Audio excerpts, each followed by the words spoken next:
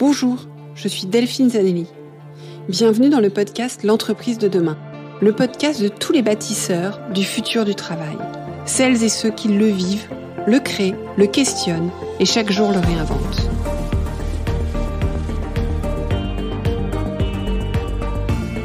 Une entreprise plus vertueuse et soucieuse de son impact social pour une société meilleure.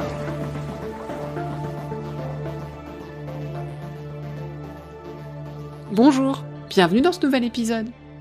Claire Bonenfant, Country Manager France de S3, cabinet conseil en recrutement international, partageait la semaine dernière avec nous les évolutions qu'elle a pu mener en termes d'organisation au sein de sa structure. C'est un épisode riche en enseignements, mais il nous manque un petit peu un mode opératoire. Alors, selon l'expérience de Claire, encore une fois, il n'y a pas de règles. Chacun fait son expérience, chacun fait son chemin, mais il est toujours utile de s'inspirer. Claire me disait d'ailleurs d'avoir beaucoup fait en lisant, en discutant, écoutant des conférences, même si elle aurait aimé être plus guidée. Mais ça, on en reparlera plus tard. Donc, quelles seraient les étapes à suivre pour faire évoluer son organisation, sa gouvernance au sein de l'entreprise, mais aussi au sein d'une unité, pourquoi pas d'une équipe? Claire nous partage son analyse, écoutons-la.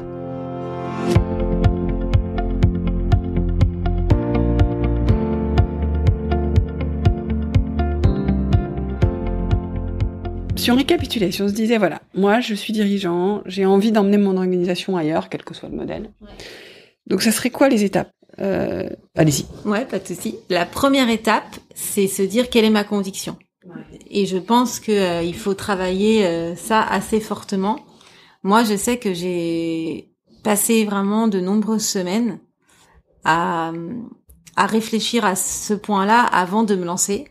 Parce que il faut être quand même sûr de certaines choses telles que un peu des lignes rouges que vous n'allez pas franchir. Tout comme la question du cadre, elle est hyper importante et donc il faut prendre le temps de clarifier ce cadre le plus possible. Et donc ne pas hésiter à se faire aider pour cette partie-là par des coachs externes, par des facilitateurs qui peuvent vous challenger. La deuxième étape ensuite, c'est de partager cette conviction, ce rêve, on va dire, cette ambition, ces croyances avec votre équipe la plus proche d'abord et les questionner. Est-ce qu'ils en ont déjà entendu parler? Qu'est-ce qu'ils connaissent déjà sur le sujet? Vous allez certainement être surpris parce que certains ont certainement déjà des notions dessus mais n'ont pas osé vous en parler ou n'ont pas jugé que c'était adapté à votre société.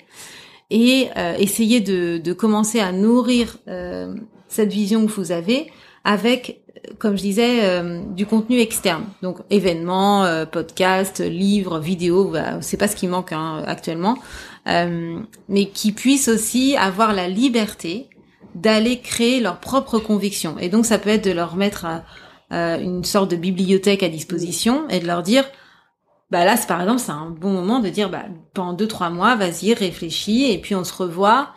Et petit à petit, toutes les 6 semaines, on en discute. Tiens, j'ai pensé à cette idée, mais je vois pas du tout comment ça peut marcher. Enfin voilà. Et une fois que vous avez convaincu, je dirais, et que vous avez développé une nouvelle conviction commune avec ce groupe autour de vous, donc on va dire les 10 personnes les plus proches de vous, et bien là, de commencer à partager cette conviction avec l'entièreté de votre entreprise.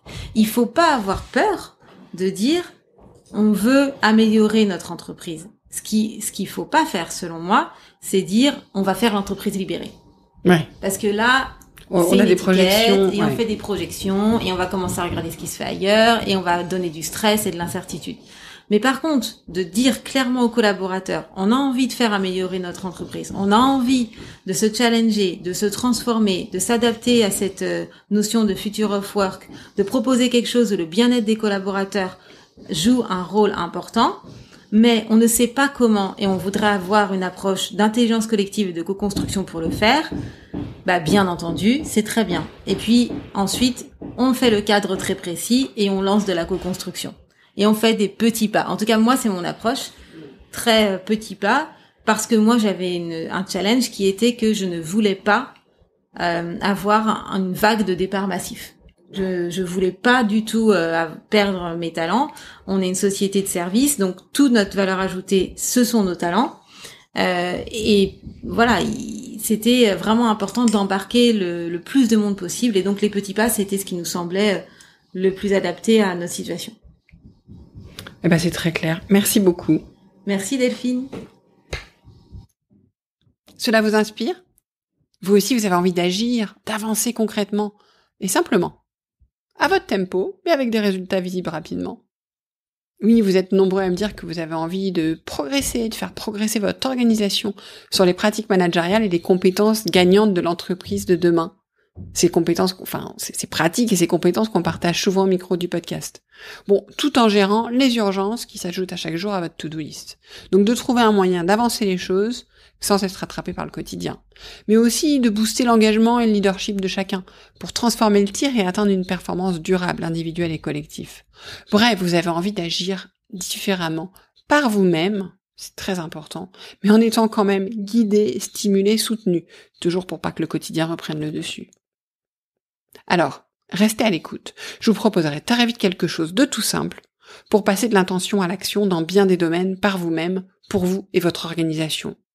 Je vous en dis plus très très vite maintenant.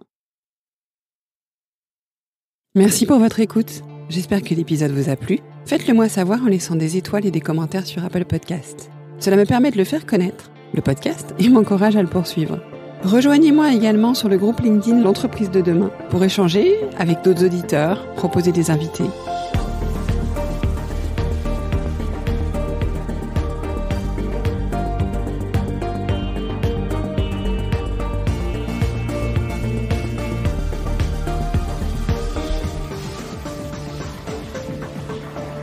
Je vous donne rendez-vous jeudi prochain pour un nouvel épisode. Cette série est produite par Delphine Zanelli et Ose Masterclass. Réalisation sonore Cyril Carillon et au micro Delphine Zanelli.